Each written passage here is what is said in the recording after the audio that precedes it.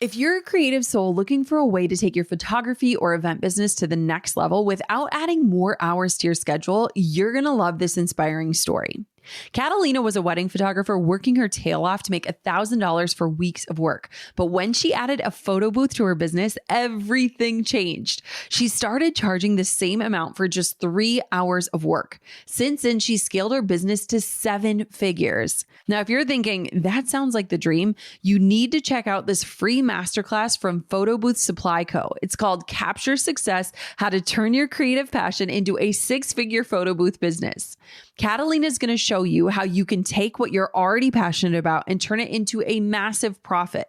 You'll learn how you can earn $1,000 or more per event with a photo booth rental business. If you're someone who loves creating memories, or maybe you've been looking for a fun side hustle, you've got to check this out. Head to photoboothsupplyco.com/goaldigger to get your free access and my special promo code. This is your chance to work smarter, create more freedom, and build something truly amazing. That's photoboothsupplyco.com/goaldigger. I know constant change feels exhilarating. I know that a lot of entrepreneurs crave chaos and create chaos, especially when they have consistency. And so I want to challenge you to really look at how can you stay consistent and make minor tweaks and not try to overhaul everything in your business every single year. I'm Jenna Kutcher, your host of the Goal Digger podcast. I escaped the corporate world at the age of 23 with nothing more than a $300 camera from Craigslist and a dream. Now I'm running a 7-figure online business that feels even better than it looks, all from my house in small town Minnesota with my family. Here, we value time as our currency. We mix the woo and the work, and we are in the pursuit of building businesses that give us the freedom to live lives that we love. I've always loved turning big goals into reality, and I'm here to help you do the same. This isn't just a peek behind the curtain. Come along with me and my guests as we tear the whole curtain down. Every week, we tackle practical, no-fluff marketing strategies and host honest discussions on what works and what doesn't. Join me and my expert guests for actionable insights to help you grow your dream business with confidence. Pull up a seat and get ready to be challenged, inspired, and empowered. This is the Goal Digger Podcast. You know those people in your life that start decorating for holidays months before they actually come? Well, I feel like this is that for me, which is annual planning. I get so excited to do it. And I feel like the older I get, the earlier I want to start. This is the time of year when I get so excited. I'm thinking about the fresh opportunities. I'm thinking about the things I want to do next year. I'm thinking about the vision I want to hold for the coming year. And maybe you're the same way. But before you get lost in a sea of ideas, I want to talk about how to create a rock solid plan that actually works, that you can actually follow through on and execute. Now, if you're asking questions like, should I plan annually or quarter by quarter? Or what do I do about the things that aren't working? Should I double down or pivot? Or how do I actually audit this year to know exactly what is driving my results? Then this episode is for you. This episode will be the encouragement to lay the foundation well for your year, and it will totally change the way you annual plan for the better. So if you are ready to set yourself up for a year of growth and balance, then grab your notebook and get ready to get nerdy with me, because this episode is going to give you the blueprint to annual plan like a boss. Let's dive on in. With smaller budgets, shorter timelines, and sky-high expectations, growth is feeling really painful right now. But HubSpot is here to help. They just announced more than 150 major product updates that'll make impossible business growth feel impossibly easy. Like Breeze, HubSpot's suite of new AI tools that'll help you say goodbye to busy work and hello to better work. There's Breeze Copilot, a sidekick to assist with all your tasks and boost productivity. Breeze Agents to automate manual time-consuming work and add expertise. And Breeze Intelligence to give you the richest, most comprehensive picture of your prospects, so you know which are most likely to become loyal customers. They've also reimagined their marketing and content hubs with new ways to create breakthrough content, updated features to generate better leads, and lots more to up-level your marketing and your revenue forecast. Get ready for growth without the growing pains. Visit HubSpot.com/spotlight to see them all and demo for yourself. That's HubSpot.com/spotlight. I recently did an Ask Me Anything on Instagram, and somebody asked, like, what is something you are excited about right now? And I'm going to tell you, I am a nerd when it comes to annual planning. I love annual planning. And this is crazy because I am someone who even just a few years ago hated any type of plan, systems, structures. It felt too confining for me. And now that I understand that I have ADHD and I'm this really wild and creative person and I am a visionary, I get it. But I think having kids invited me to bring more structure and systems into my life. Not only are they required, but they help me show up in the ways that I want to show up, especially in this stage of life. And so I absolutely adore the annual planning process. And I think now is an incredible time to start digging in. So if you are someone who historically you leave annual planning till December 31st, this is your invitation to bring it into your life and business earlier this year, because not only is there still time to finish this year strong, but you are coming at it from a place with this renewed energy, this back to school vibes, which has scientifically been proven to be an incredible time for people to achieve their goals. But it is also a beautiful time where you are not overwhelmed with the holidays. You're not stressed. You're not on a sugar high or a sugar crash. Like, this is a really beautiful time so that you kind of know, here is the picture that we are painting for the upcoming year. Here's what I see. So where do we begin? I was recently doing a coaching call with someone that I'm coaching, and we talked about annual planning for her for next year. And she said, well, where do you even begin? Like, I don't even know where to start. I just stare at a blank calendar. And what I told her is start from what you know. So if you have already been in business, even just 1 year, you want to take the time to review your last year's numbers or this current year's numbers and the plans that you had and kind of how everything shook out. Now, if you do not have a business yet, understand that the annual planning that you're going to do for this coming year is going to help lay the foundation for future years. So you actually want to spend some time doing this, because what you do today or this month or this coming year is going to be what you're going to be working off of for future years. So basically, your future self is already thanking you. So here's what you need to understand. You do not need to start from scratch. In fact, I'd argue do not start from scratch. Build off of last year's numbers and plans and results. And so you really want to take a historic look at how this last year has gone, how it's shaken out. And this is also where I invite you to bring in any data into the equation. So if you're a solopreneur, this is where you want to look at your month by month numbers and any other results. If you have, say, an accountant or a bookkeeper, this is also where you want to lean on them for your numbers or any insight from them. So back in the day when I was a wedding photographer, I kept track of all of my books. So I did all my finances. I had accountants help me with taxes, but I basically took track every single month. Okay, here's how much I'm bringing in. Here's what this looks like. Now I have a bookkeeper and an accountant, and they are running my numbers every single month. So every single month we can see profit and loss. We can see how many sales, revenue. We can see all of those numbers, expenses. And so it's super helpful to have the month by month landscape, because a lot of times we're not really paying attention to money in, money out, and understanding the bigger picture. And so, for example, this year, I sent an email to my accountants and said, hey, every month, can you just tell me 3 things you're seeing just from looking at our books? So they are not people that are intimately inside of our business every single day, day in and day out. And so every month they've sent me just 3 bullet points of what they're seeing. So, hey, this month your expenses were up. Is this like a one-time thing, or did you add a new contractor? What is happening here, or why is this happening? Or this month, holy cow, your revenue crushed last year's numbers. What happened? How do you do this again? And what do you account for that? And so it's been really helpful month by month having just even 3 bullet points from someone outside of my business that's looking at the numbers. And so I also leaned on my accountants and said, hey, I'm about to do my annual planning. Can you just kind of give me a snapshot based off of this past year, what we've seen so far? What kind of things should I be looking at? What should I look for? What were our top performing months? What was happening during them? And so they were just pulling basically out of the numbers things for me to be aware of. So if payroll expenses are up, are we aware of that? Yes, things like that. So we do not reinvent the wheel each year. In fact, I would say for the last 6 years, essentially since I became a mother, our business and our plan has looked pretty similar on an annual basis. So year by year, not a ton has changed annually. And so we're looking at timing. We're looking at what launches we did. We're looking at what our goals were. And most importantly, we're looking at what the actual results turned out to be.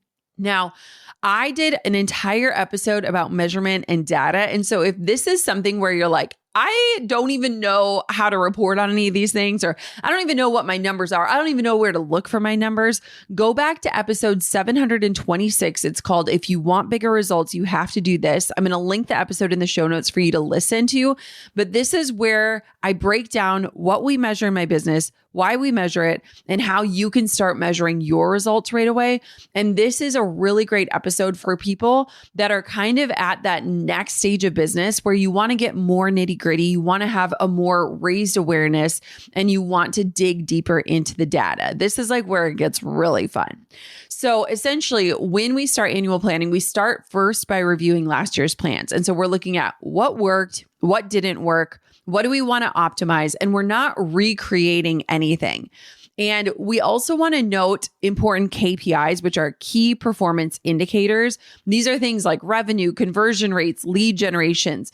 We're looking at all of those digits overall for this holistic look at how did last year go, or how is this year going, and what should we be aiming for next year. So the second thing that we really focus on is consistency over constant change. And this is something that I see so frequently with small business owners, is that they are seeking constant change and they are not doubling down on consistency. And so we're talking about minor tweaks, not overhauls. And so one thing that I have really had to focus in on and make fun for me, again, this like creative, multi-passionate visionary, is making it fun to have a rhythm in my business. Understanding that predictability isn't boring. And again, this is something I've had to learn over the years. And I think that this stage of life, having 2 young kids and being in this stage where like I want to work part-time, I have to understand that like consistency is sexy right now. Like constant change, yes, thrilling, I understand it, but it is not the time or stage of life for me to do this. And there is so much power in consistency. And so when we are working off of our last year's or the current year's plan, we are able to just do minor adjustments. So for example, we had a big affiliate launch and then one of our own internal launches that fell really close together this year. And the timeline was condensed because of the election. And we wanted to just make sure that we were planning things out and, not having to fight through all the media noise and all the things that come with an election year. And so for next year, we're like, we do not want those 2 launches to be back to back again. That was really rushed. It felt like a heavier workload. We want to be able to space things out. So again, we're just looking at minor tweaks and adjustments. We're not overhauling everything. Now, 2 years ago, I remember I was in this stage of life of like, what is next? My book had come out. It hit the New York Times bestseller list. I was on this high of creating something new and putting it out into the world. And I remember thinking, okay, now what? Now what? And a really wise friend of mine, I remember sitting down with her and I was like, well, I don't know what to do next. And as we went on in the discussion, she said something to me. She said, the rinse and repeat nature of your business is the gift, not the burden. And I think that often entrepreneurs are always on to the next thing or chasing the excitement. I am putting myself in that camp. I can get just as guilty with that. And so instead of constantly creating new, creating fresh, starting from scratch, getting really excited about the creation piece, how can we make what we're doing or what's working well exciting again? How can we add that excitement in? I was just talking to a dear friend of mine. She has 3 kids. We have literally like come up in business together. And she messaged me the other day and she's like, do you ever daydream about just like shutting it all down, like burning it all down? And I was like, oh yeah, I've done like full podcast episodes about this topic. Yes, absolutely. And we were talking and she's like, I can't find my mojo. Like, I don't know. I don't want to talk about the same things anymore. I've been talking about them for a long time. And I said, now is not the time to scrap what you've spent years building, what's actually working. Now is the time to find ways to make the old feel exciting again. And so how do you add that excitement in? Maybe it is changing up your marketing strategy. Maybe it is changing up your communication. Maybe it is doing something you've never done before, doing something different. And so how do you make it exciting again? For me, and this is very nerdy, but going back to point number one, when we started really getting deep in our data, that started to almost gamify the business again and make it really fun, where we were setting these goals and then we could see how our efforts were actually tying to the results. And it took out the feeling of like, I have been talking about this topic for 5 years straight. And it made it fun again of like, what is a new way we can do this? What is a new way we can get to that result? What does that look like? And so for us, the rinse and the repeat of our business has been such a gift. When I look at my journey as a mom and the work that went in while we were in our season of waiting before I became a mom, I have so much gratitude because I would not be able to be the kind of mom that I want to be and show up in the way that I want to show up without having this rinse and repeat nature that we built intentionally in my business. So for us, a lot of the things repeat from year to year. So we have this rhythm and this flow. And we know when certain things are going to land better than others. And so different times of the year we know. And so we don't change our major launches or our promotions drastically. We just basically tweak based on last year's learnings. So in this last year, one of the things that was new that we did, which was basically a small tweak from the year prior, is I said, I do not want to do any launches June, July, and August. I want to be off with my kids. I don't want to be focused on the work. And so we had to move around and scoot around other promotions to make that happen, which meant we had a bit of a heavier spring and a bit of a heavier fall in order to give us a lighter summer.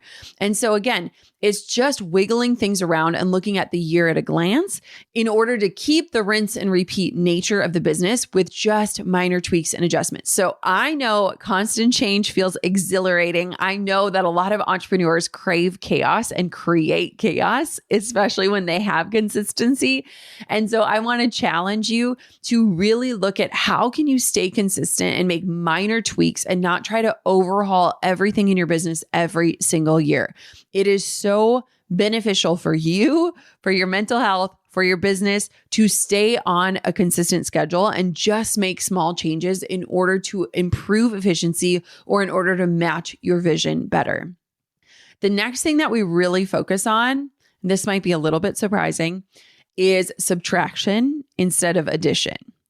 We are not trying to add more to our plates. I don't know about you, but even as I go less and less and less, I still feel busy, right? And so how do we do this? How do we remove things that no longer serve us or no longer fit the vision instead of adding more? And the way that we do this is through a calendar audit.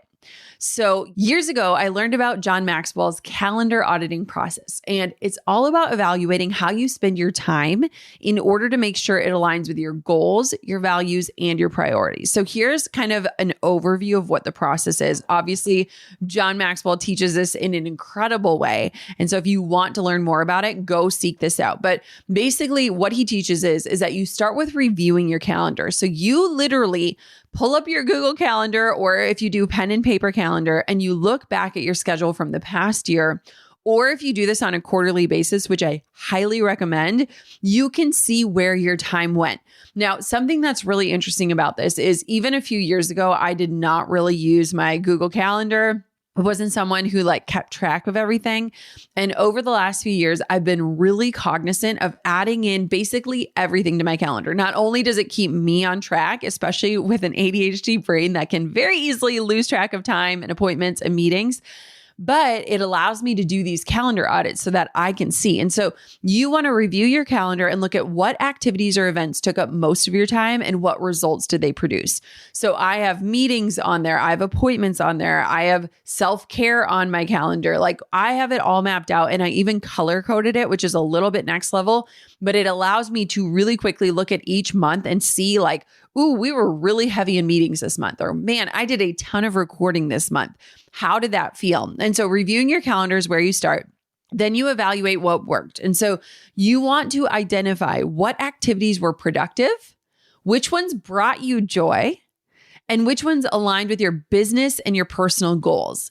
And so the goal here is to ask yourself, like, what should I continue doing because it's working well? And I love, and this is why I think I really was attracted to John Maxwell's idea on this, is that it's not just a calendar audit for the sake of productivity. It's also looking at like what brought you joy and what was in alignment with what you say is most important, whether it's business or personal. And so evaluating what worked is such a beautiful step. And it also allows you to say, okay, what can I continue because it worked well? Now, the next part of this is eliminating what didn't work.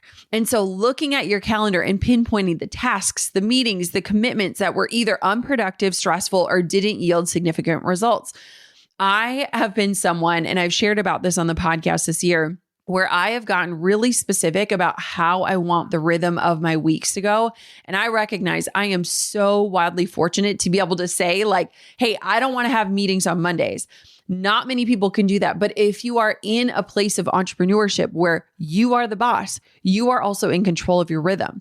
And so I have done a lot of restructuring over this last year when I was realizing like, oh my gosh, every single day I have like 2 meetings. Would it work better if I could just have one day that's super meeting heavy, but then that would free up the other days of the week? And so you want to look at like, what is not actually working or what are you dreading that's on your calendar? And John Maxwell emphasizes removing the time-wasting activities so that you can make space for more meaningful work. Again, we're focusing on subtraction, not adding more to your plate. And so what can we cut out?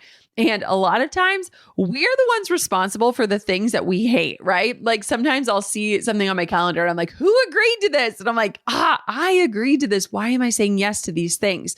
And so eliminating what didn't work or figuring out different ways to approach something that isn't productive or isn't worth your time.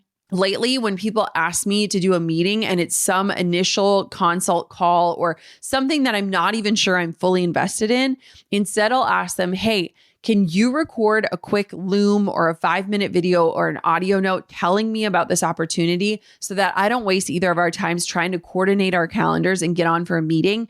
That way I can listen at my leisure, which is really helpful, especially as a mom, because some days I'm like running in to help put Quinn down for her nap, or I get sucked into lunchtime with my family, which I love. And I don't want to be missing those things because of meetings. And so I've been asking people and just saying, hey, this is a boundary of mine. Before we dive any deeper, is there any way that we could just eliminate this initial meeting and get that information shared so that we can make those next decisions? The next thing that you want to do is make space for priorities. And this is something I've also really learned from Marie Forleo in her program, Time Genius, is she talks about like the big rocks, like what are the big things in your life? Because there's that whole story of like, if you fill a jar with sand first and you try to stick your big rocks on top, they're not going to fit. But if you put your big rocks, AKA your big priorities, your values in first, all the little sand pieces will fit around it. I probably just butchered that analogy, but you get the picture. And so after cutting out what's unnecessary, this is where we want to refocus our calendar around the high priority tasks that align with your goals and bring value to your life and your business. And so this is how having no meetings on Mondays make space for priorities like deep work. Like Mondays are the days where I'm excited to get back into the work. I'm putting my head down. This is where I do a lot of writing, a lot of creating, a lot of ideating. And so if I had, a random call at 10:30 and a random call at 1 p.m., like that would totally eat into that big priority of doing deep work in my business. And so when you do this calendar audit and you start to subtract and you start to see what is adding value, it also allows you to make space for your priorities. And then the last piece, which I think is so important, is focusing on rest and renewal. So John Maxwell, while I love that he also focuses on joy, he really prioritizes the importance of rest. And so he suggests creating more space in your calendar for personal time and rest to avoid burnout and maintain productivity. And I think this is so powerful. And especially if you are someone who is listening to this, who is a caretaker, and you are someone, whether you're chasing around kids or you're taking care of your partner or your parents or whatever that is, setting aside time that is very specific for you and your rest and your renewal, where you're not getting sucked into chores or tasks and you are actually just focused on renewing your spirit. I think that is so powerful. It is easier said than done, absolutely. But when you do a calendar audit, you can really see like, what does that look like for me? And when do I recharge? Last Friday, I brought Coco to school and I went to yoga with one of my friends. And then I went to the nail salon. I had not gotten my nails done in months and months and months. And I just had this like 2-hour window to myself. And I felt like a brand new human being. And so looking at like, how can you steal in little time? It could literally be just to sit outside or go on a walk. But what does that look like? And the entire goal of this auditing process is just to create more awareness and intentionality around how you allocate your time and your energy. It's about subtracting what is unnecessary and amplifying what matters the most to you. And so doing a calendar audit, and I would recommend doing it quarterly just because it gives you time to course correct before the year is over, helps to give you actionable steps, helps for you to identify like high stress periods, cut out things, get more renewal, rest, and joy on your calendar before you finish a year and you're like, I have no idea what just happened. So if you do not have a calendar audit process, I highly recommend adding that to your plate. I know this is about subtracting, but in adding this one piece, even if it's just 1 hour every quarter, it can really help you stay in alignment and reassess, like, are the goals that I set months ago still in alignment with what is most important in my life right now? The next thing that we focus on is analyzing results. So we've talked a little bit about data, and I think data is so powerful, but really looking at, okay, what worked, what didn't, and what felt good. And so this is a holistic view of your year by examining your numbers, yes, but also considering, how did you feel in the process? Like, did this actually feel good to you? One of my friends is in a launch right now. And she sent me a message and she said, I am not doing this again next year. I'm not doing it like this. And I had to laugh because I was like, every single year you say this. Every year you say this to me. She said, no. Next year, I am totally switching this up. I am not doing it in this way. I can't handle all this pressure and this stress. This is just too much. And I just smiled to myself and I told her, I said, record a voice memo right now to the future you. And I want you to tell her how you feel right now and why you are committed to not doing it this way again. And sometimes we need to literally document the stressful periods or the really hard times or the times where we're too overwhelmed to keep going so that we remember them. Because a lot of times we have deja vu, especially if we are only looking at results, because a lot of times our intense efforts yield really great results. But if it doesn't feel good, I would challenge you that it is not the way forward. It is not meant for you. Even when I think about like this summer and how June, July, and August, we didn't launch at all. Like I loved that. And I wrote a note to myself saying, I want to make sure that next year I prioritize that same freedom for family time, for our team. And this was a test, right? It was something that we hadn't done. It was with a few small tweaks from the prior year saying, we're going to move this June launch into May. And I know it's going to pack in our spring a little bit, but it's going to be worth it for June, July, and August. And it totally was. And so again, if you are someone who is prone to forget stress, or you keep doing the same thing over and over and over again, even after swearing that you wouldn't, record voice memos for yourself, save them so that you can viscerally remember how certain things felt. And so leave these memos for yourself so that when you go to plan and you start setting things up again, you are reminded. And also do it for the joyful times, like the times where you feel free and expansive and you're excited and you're enlightened, like record voice memos for that too. I just know that often we are prone to forget the pain. And so we continue to put ourselves through that and we forget about it. I remember when I was a wedding photographer, the first year I shot 25 weddings. The next year I did 27. The next year I did 30. And I was just climbing up. And I remember during the wedding season, it was such a grind. But then in the off season, I would totally forget about it. And I would just book myself up to the max again for the next year. And I was like, wait a minute, I can't keep doing this because when I'm in it, it is so hard and it is so stressful and so intense. When I'm out of it, I forget about all of that. And so I keep doing that to myself and kept myself on that cycle until I finally broke it. And so you want to review, again, both quantitative, like numbers and results, and qualitative personal satisfaction, energy, joy, and look at all of that in a holistic way. The next thing that we focus on is deciding what we want to rework and deciding what we want to double down on. And so when reviewing past results, something that I think a lot of people don't do enough is identifying what is worth improving and what you should focus on scaling. And now it is easy to want to throw energy into making something work that didn't work, that you thought would work. But a lot of times your efforts might be better spent on focusing and doubling down on what is already working. And so a lot of times as entrepreneurs, when we have an idea or when we put something out there and we think it's going to hit and it doesn't hit like we should, we decide we are going to rework this. We're going to make it work. I don't know why it didn't work, but we're going to figure it out. And we have all been there. I've been there a million times. But one thing that I've recognized is instead of wasting time, money, and resources on things that maybe didn't work as well as we thought they were going to, look at what did work and double down on that. And so I like to pull numbers, and again, going back to data, to see what efforts gave us the best results. And it's really interesting. We had this launch earlier this year. It was kind of a micro launch, and we thought it was totally going to crush it. And it just didn't. And it was interesting because in that time, we brought on a new team member, and she was really dead set on figuring out, okay, how do we get this to pick up? And I loved it because I was like, I thought this was going to land different too. We were all in. We're like, okay, let's try it from this angle. Let's try it from this angle. What if we include it here? And finally, I was like, you know what? What if we just let this go? It didn't work as well as we thought it would. It didn't land the way we thought it would. But let's shift our gaze to what is already working, what has already worked in the past. What if we put all of these same efforts that we were just to prove ourselves right, that this should have landed better than it did, and we put it on what's already working? What would that look like? And I think that this is a powerful pivot for a lot of entrepreneurs because Pareto's principle is often at play, where it says 80% of your results usually come from 20% of your efforts. And a lot of times we get that flipped. And so we're doing 80% of our efforts on things and we're scattered and we're doing too much at once to get 20% of our results.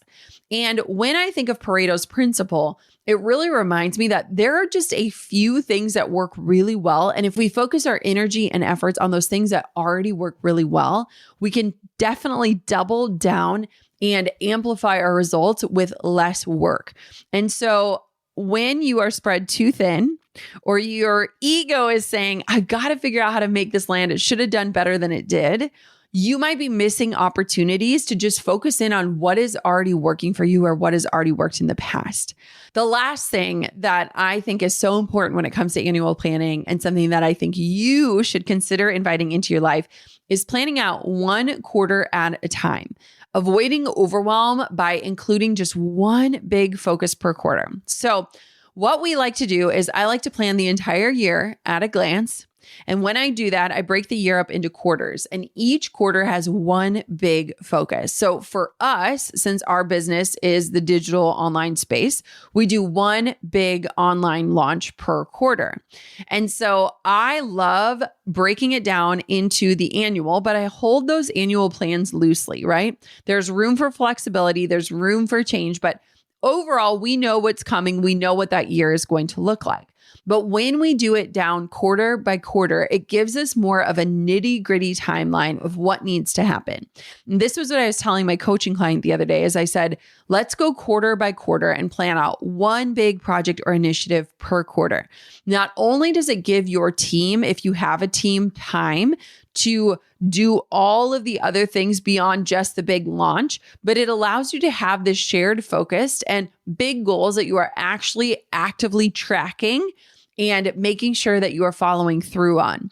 And so for us, we break our year into quarters. We plan one large high impact project per quarter. And that gives us more space for personal life, for rest, for the behind the scenes work that we all love doing. And so plan 1 quarter at a time. Avoid overwhelm and really look, because you'll be able to see when you look at this focus of one big thing per quarter, you can see where you probably need to subtract things, where you need to evaluate, okay, what will move the needle the most here? And that can oftentimes help you get clarity on what is this quarter's big goal? What is the initiative here? What is this going to look like? It also helps from an annual planning standpoint when it comes to accounting, because you can kind of know what to expect having that sort of rhythm. And so we do one quarter at a time, and that's where we get really nitty gritty. So for example, I was just mapping out our entire blog calendar for the next quarter, as well as our email marketing plan for the next quarter. So when we get to that quarter, that's where we get into the minutia, the like little decisions that we need. But we know, okay, here's the overarching one big goal for this quarter. Here's how we're going to plan everything around it. So again, big annual plan, doing the calendar audit, getting clarity using past information to guide your decisions forward. When you do the calendar audit, looking for opportunities for joy, looking for opportunities to subtract, looking for opportunities to focus on rest and renewal and making space for what you say is most important to you. Analyzing your results, so looking at what worked, what didn't work, and also what felt good, what brought joy.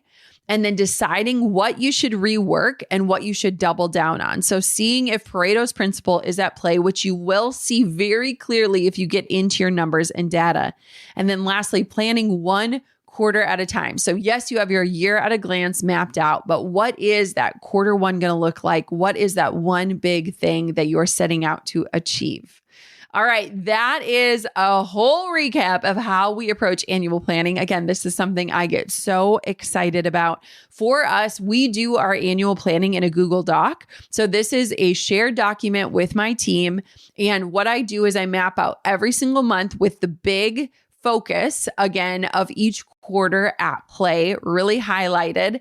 I map out different spaces where we have kind of slower months and what we want to be focusing on behind the scenes. And then I map out the different campaigns and the timing of those campaigns so that we can kind of see each person in their position understands when their big time to shine is within the brand. And we hold these plans loosely with room for flexibility, given life is constantly changing before us. Your annual plan is about building off of what you know, whether it's last year's successes or the failures, and making minor adjustments. I think the biggest thing that I want to encourage you to do is to protect time for what matters most for you. Of course, do not overhaul every single thing. You do not need to scrap it and start fresh. Sometimes a few small tweaks can make all of the difference.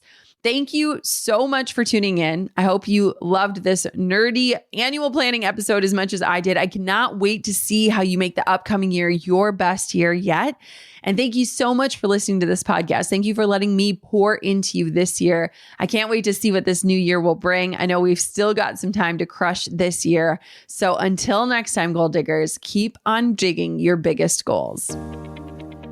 Thanks for pulling up a seat for another episode of the Goal Digger Podcast. I hope today's episode fueled you with inspiration, gave you information that you can turn into action, and realigned you with your true north in life and business.